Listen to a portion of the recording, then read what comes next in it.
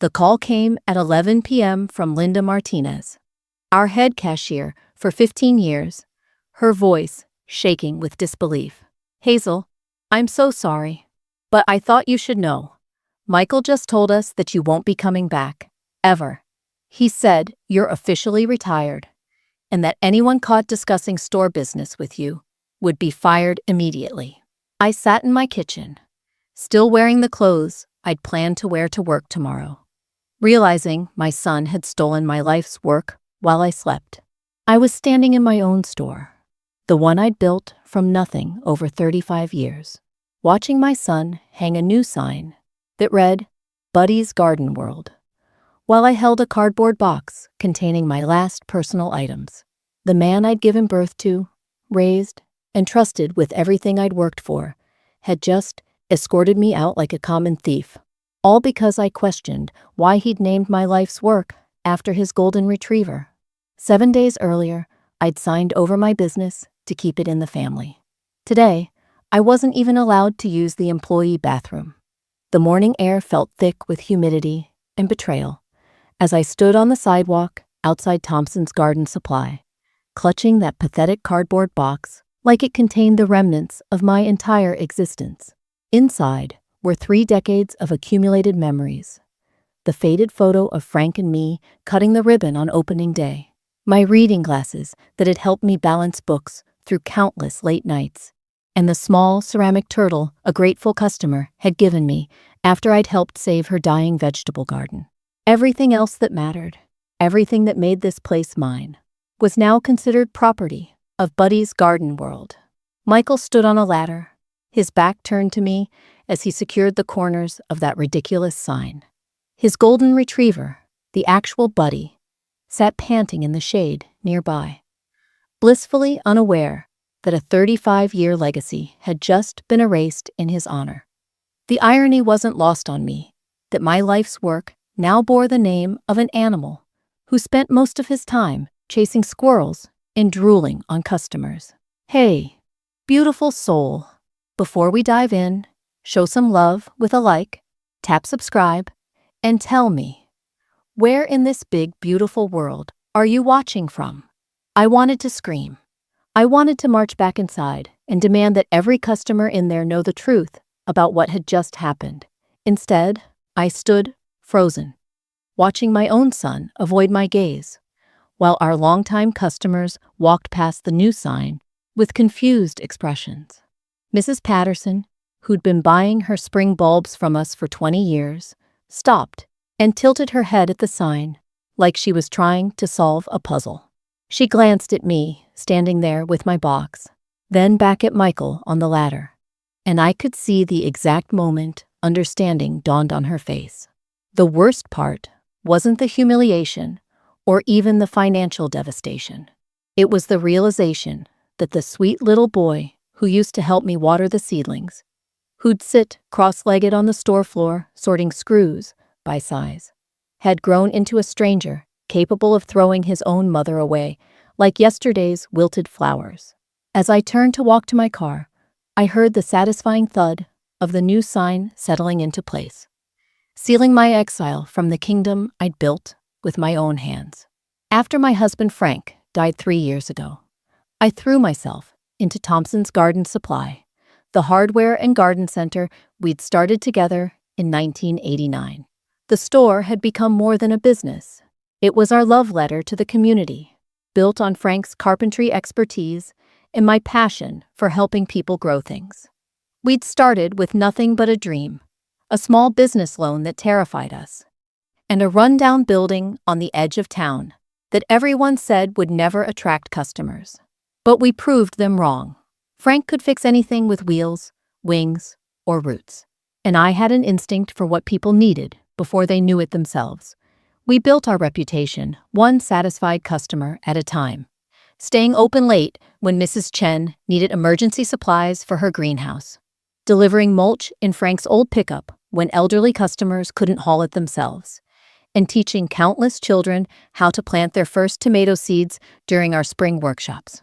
Michael had worked summers there as a teenager, but he spent most of his time complaining about the heat, the dirt under his fingernails, and having to work weekends when his friends were at the lake. He saw manual labor as beneath him, rolling his eyes when Frank tried to teach him the difference between pressure-treated and cedar lumber. While his younger sister Rebecca was asking thoughtful questions about soil pH and irrigation systems, Michael was counting down the minutes until his shift ended. I'd watch Frank's face fall every time Michael dismissed another lesson about customer service or quality craftsmanship. When Michael graduated college with a business degree and struggled to find direction, bouncing between entry-level corporate jobs that left him miserable and restless, the store became his safety net. Frank and I welcomed him back, hoping that maturity had given him the appreciation for honest work that adolescence had stolen. For 20 years, I'd gradually given him more responsibility, watching him learn the supplier relationships, master the inventory systems, and develop what seemed like genuine connections with our regular customers. Frank's death changed everything for both of us. Michael stepped up during those first terrible months, handling the heavy lifting I could no longer manage, and dealing with vendors while I navigated grief and paperwork. I was grateful for his support, maybe too grateful to notice that his interest seemed more focused on profit margins than the community relationships that had sustained us through 3 recessions. My daughter Rebecca lived in Arizona with her family, building her own career as a nurse practitioner. She'd inherited Frank's gentle hands and my attention to detail, but she'd found her calling in healing people instead of plants. During our weekly phone calls, she'd listen patiently as I worried about the store's future. In Michael's increasing suggestions about modernizing our approach to business. When Michael started talking about succession planning, suggesting I think about retirement and keeping the business in the family, it felt like the natural evolution Frank and I had always hoped for. Michael knew our suppliers, understood our customer base, and had earned the respect of our longtime employees. I trusted him completely. Maybe because I desperately needed to believe that everything Frank and I had sacrificed and built would continue through our children, carrying forward the values that had made Thompson's Garden Supply more than just another retail store. The signing happened on a Tuesday morning in my lawyer's office, a sterile conference room that smelled like fresh coffee and old leather. I dressed carefully that day, wearing the navy blue suit Frank had bought me for our 25th anniversary, wanting to mark the occasion with the dignity it deserved. This was supposed to be a celebration, the moment I officially passed the torch to the next generation and secured my family's legacy. Michael arrived 15 minutes late, which should have been my first warning sign. He'd always been punctual for important business matters, but he rushed in, looking flustered and distracted, barely making eye contact as he apologized for traffic. Amanda was with him, which surprised me. I'd expected this to be a family moment, just Michael and me, but I assumed she was there for moral support. Amanda had always been polite, but distant, treating our family gatherings like networking events, where she smiled at the right moments, but never quite engaged. The papers seemed standard enough as our lawyer, Mr. Davidson, walked us through the transfer documents, asset listings, liability transfers, operational agreements. I nodded along, trusting that Michael and I had discussed the important details during our planning meetings over the past month. But as Davidson read through the clauses, I noticed Amanda taking detailed notes in a leather portfolio, underlining certain phrases and asking pointed questions about my ongoing role and decision-making authority. "What exactly does consulting capacity mean in practical terms?" Amanda asked, her pen poised over her notepad. "Will Hazel have veto power over major decisions? How do we define her scope of involvement?" The questions felt aggressive, clinical. This wasn't a daughter-in-law seeking clarification. This was a business professional identifying potential obstacles. When I asked to clarify my position as founder and advisor, expecting Michael to reassure me that we'd work together, as we'd always discussed, he exchanged a look with Amanda that made my stomach drop. It was the kind of wordless communication that happens between conspirators, not spouses supporting a family transition. "Mom, We need clean leadership moving forward, Michael said, his voice suddenly cold and professional, like he was addressing a problematic employee rather than his mother. The business world has changed. We can't have conflicting visions or unclear chains of command. Amanda's marketing background has shown us opportunities for growth that require decisive action. I felt the blood drain from my face as the reality hit me. This wasn't a succession plan. It was a corporate takeover. They weren't preserving Frank's and my legacy. They were clearing the decks to implement their own vision. Every conversation we'd had about keeping family values at the center of the business had been manipulation, getting me comfortable enough to sign away my rights. By Friday, he'd changed the locks without telling me. I discovered this when I arrived for my usual early morning inventory check and found my key wouldn't turn. The security company, apologetic but firm, explained they'd received authorization from the new owner to update the system. By the following Tuesday, I received a formal letter on Thompson's Garden Supply letterhead, terminating my consulting arrangement and banning me from the premises. The reason given was disruptive behavior and resistance to necessary modernization efforts. I hadn't even been allowed to train my replacement or say goodbye to employees who'd been like family for decades. I spent that first night sitting in my kitchen, staring at the ceramic planter Frank had made me for our 10th anniversary, now filled with herbs from what used to be our store. The silence felt deafening after decades of falling asleep to the familiar sounds of a busy household and waking up with my mind already racing through the day's deliveries, customer appointments, and seasonal preparations. The absence of purpose was more terrifying than I'd expected.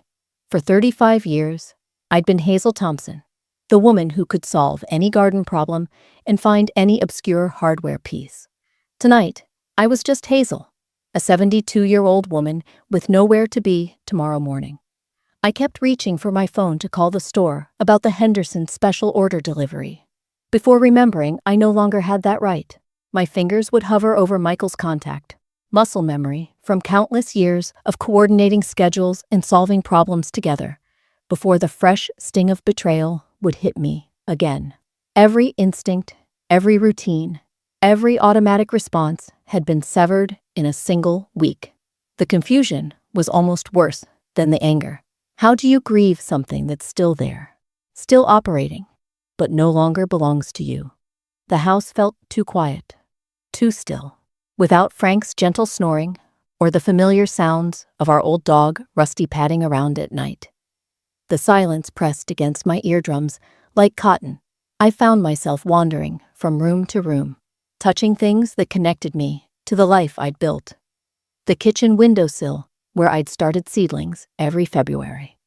The mudroom where Frank's work boots still sat, caked with 30 years of soil from customer deliveries. The home office where we'd celebrated every small victory and weathered every crisis, where the store's heartbeat had synchronized with our own. I thought about every late night Frank and I had spent doing inventory, our hands touching as we sorted seed packets and counted fertilizer bags, planning for seasons that felt endless and hopeful. I remembered every small business loan we'd stressed over, every holiday we'd sacrificed to keep the doors open during lean months, every time we'd chosen to help a struggling customer rather than chase maximum profit.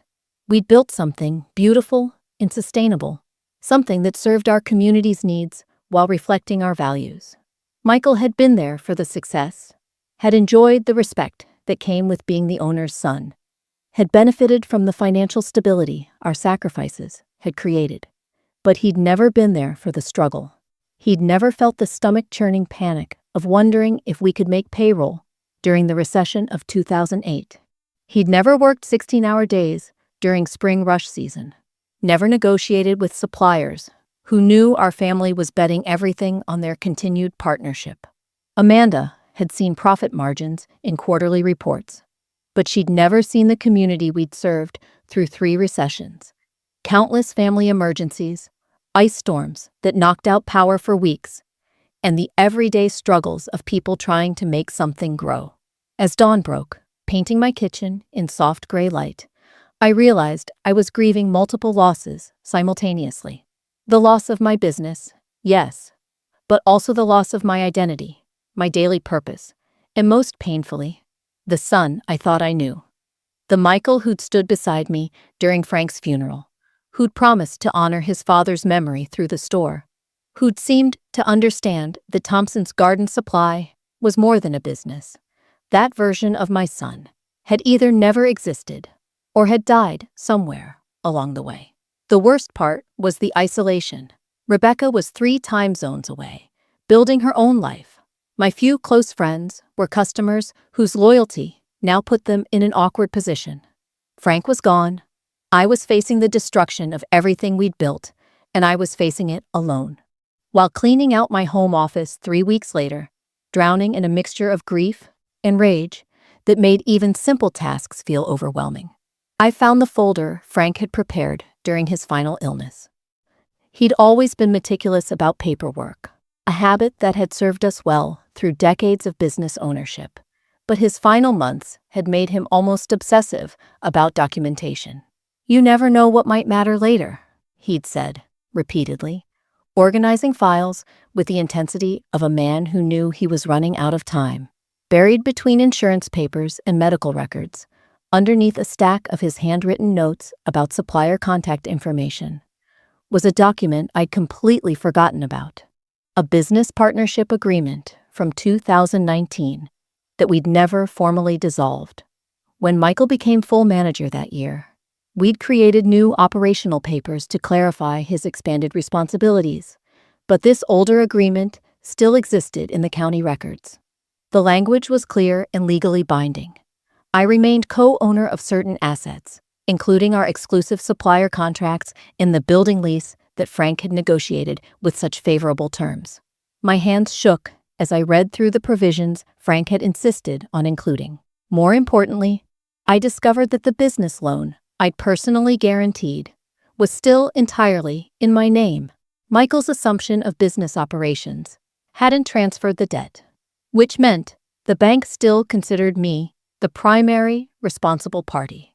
The insurance policies that protected our inventory, our equipment, and our liability exposure all listed me as the primary beneficiary and decision maker. Frank had structured these protections deliberately, saying, "You never know when you might need leverage, Hazel. Business partnerships, even with family, can get complicated." At the time, I thought he was being overly cautious, maybe even paranoid. Now I realized he'd been protecting me from exactly this situation. Digging deeper into the folder, I found a series of emails from our longtime accountant, Patricia Morse, expressing concern about some of Michael's recent financial decisions. She'd copied me on correspondence, questioning his plan to sell our most valuable corner lot to a competing chain store, a decision that would have brought short-term cash but destroyed our strategic location advantage. There were also concerns about his proposals to switch to cheaper suppliers, sacrificing the quality relationships we'd spent decades building for marginally better wholesale prices. Most damning was a detailed analysis Patricia had prepared, showing how Michael's modernization plans would likely result in massive layoffs of our longtime employees and a fundamental shift away from the personalized service that had built our reputation.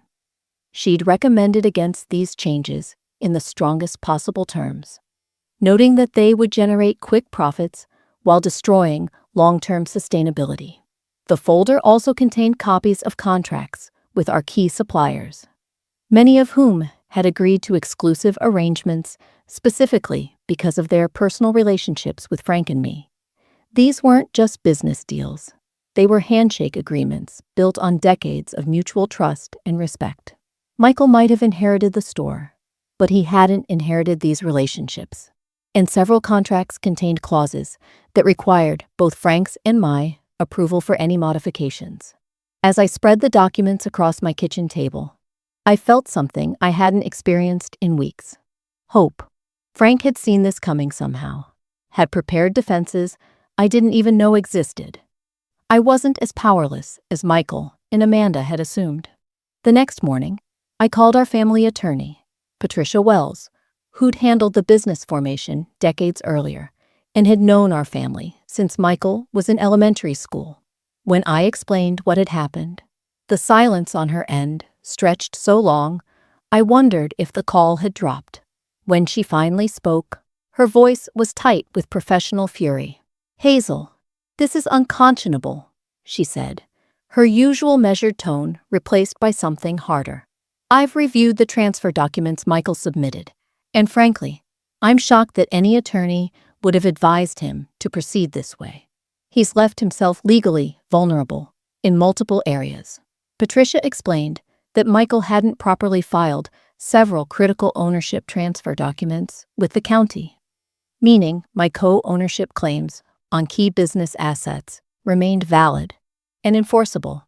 More importantly, the business loan that Michael had assumed would transfer automatically was still entirely my legal responsibility, which gave me significant leverage. "If you're liable for the debt, you have standing to protect your financial interests," she explained. "We can freeze business accounts tied to your personal guarantees and demand a proper audit before any major decisions are made." I spent the afternoon reaching out to our longtime suppliers, calling it a routine check-in, while carefully probing about their recent interactions with Michael. The conversations were eye-opening and heartbreaking. Tom Martinez from Heritage Seeds was confused about Michael's attempts to renegotiate their 20-year exclusive contract, asking if there were financial problems he should know about. Sarah Kim from Organic Solutions was frustrated by Michael's dismissive attitude when she'd tried to discuss their sustainability partnership, something Frank and I had spent years developing. Most telling was my conversation with Jim Patterson from Patterson's Tools, whose family had been our primary hardware supplier since 1992. "Hazel, I've got to be honest," he said, lowering his voice. "Your son's been pushing for cheaper alternatives that frankly aren't up to our quality standards." When I tried to explain why our pricing reflects superior materials and service, he cut me off and said the business needed to focus on profit margins, not sentimental relationships. Those were his exact words. Each conversation revealed the same pattern. Michael was systematically dismantling the relationships and quality standards that had built our reputation, treating 30 years of carefully cultivated partnerships as obstacles to his vision of efficient profitability. I spent the next 2 weeks operating like a spy in my own life, gathering financial records, supplier contacts, and employee testimonials, while pretending to be quietly accepting my fate. I scheduled casual coffee meetings with longtime employees who were confused and concerned about the rapid changes. Linda Martinez, our head cashier for 15 years, confided that employee morale was terrible. He fired Mrs. Chen after 30 years because she questioned why he was cutting the plant care workshops, she whispered. Then, he hired his friend's daughter at half the salary to handle social media marketing that nobody asked for. Meanwhile, I documented every questionable decision, every broken relationship, every deviation from the business practices that had sustained us through decades of challenges. Michael and Amanda had no idea I was building a comprehensive case for either regaining control or ensuring the business was sold to someone who would preserve its community mission and Frank's legacy.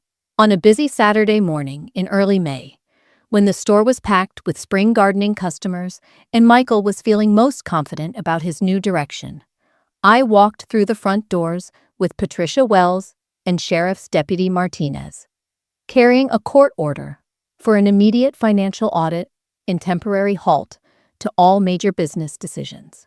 The timing was deliberate. I wanted witnesses, and I wanted Michael to understand that his actions had consequences beyond our private family drama. Michael's face went white as I approached the customer service counter where he was explaining the store's new, streamlined inventory system to a confused longtime customer.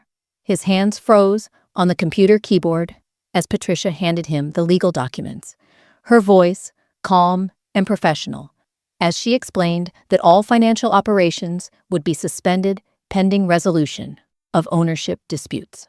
"What is this?" Michael stammered, scanning the papers while customers began to notice the commotion. Amanda appeared from the office, her expression shifting from confusion to panic as she recognized the legal gravity of the situation. I stepped forward, addressing our longtime customers with the same steady voice I'd used to handle crises for 35 years. "I apologize for any confusion today. We're resolving some family business matters regarding ownership and ensuring the store continues to operate according to the standards you've come to expect from Thompson's Garden Supply." Mrs. Patterson, who'd been shopping with us since 1995, looked between the Buddy's Garden World sign and my face, understanding dawning in her eyes. "Hazel, dear, is everything all right?" she asked, her voice carrying the concern of someone who'd watched our family grow through decades of Saturday morning visits. Before Michael could respond, I calmly explained that I was working to protect the business relationships and quality standards that had served our community for over 3 decades. Several customers nodded approvingly, and I could see Michael's confident facade cracking as he realized his customers' loyalty wasn't automatically transferring to his new vision. Over the following 3 days, I systematically used my supplier relationships to temporarily suspend deliveries until ownership questions were resolved, effectively freezing Michael's ability to operate normally. When Tom Martinez from Heritage Seeds called to confirm the hold on their weekly shipment, Michael tried to argue, but I quietly reminded him that the business loan he'd inherited was still my personal responsibility, giving me legal standing to protect my financial interests. By Wednesday, I'd revoked his access to the business credit line, demanded all financial records for the past 6 months, and required his presence at a formal mediation session. The Buddy's Garden World sign came down that afternoon, and Michael was forced to negotiate with me from a position of weakness rather than the assumed authority he'd enjoyed for barely a month. Michael and Amanda tried everything in their power to regain control, and their desperation revealed just how little they understood about the business they'd thought they could easily transform. First came the angry phone calls, starting at 6 in the morning and continuing past midnight. Michael's voice would crack with fury as he accused me of destroying the family and embarrassing them in front of the entire community. "You're making us look like fools, Mom," he'd shout into the phone. "People are talking. They think we're incompetent." Amanda took a different approach, attempting emotional manipulation with the calculated precision of someone who clearly researched elder abuse tactics. During a tense visit to my house, she sat across from me at my own kitchen table, her voice dripping with false concern, as she suggested that my behavior proved I was becoming mentally unstable and perhaps needed family intervention. "Hazel, we're worried about you," she said, reaching across to pat my hand with manufactured warmth. "This kind of erratic decision-making, the paranoia, the inability to let go of control, these can be early signs of cognitive decline. We think you should see a specialist." The threats escalated quickly when manipulation failed. They threatened to cut off my access to my grandchildren, claiming my hostile behavior made me an unsuitable influence. Michael even called Rebecca in Arizona, painting a picture of me as an unstable woman having some kind of breakdown who needed immediate professional intervention. "She's lost touch with reality," I heard him tell my daughter during a 3-way call I wasn't supposed to be listening to. "She's sabotaging the business out of spite and jealousy. We might need to consider guardianship options." But their strategy backfired spectacularly. Our longtime customers and suppliers began rallying around me, sharing stories I'd never heard about Michael's treatment of people during his brief reign. Mrs. Chen, whose plant care workshops Michael had eliminated, organized an informal support network among regular customers. They started asking pointed questions about why beloved employees had suddenly disappeared and why the store's famous customer service had become so impersonal.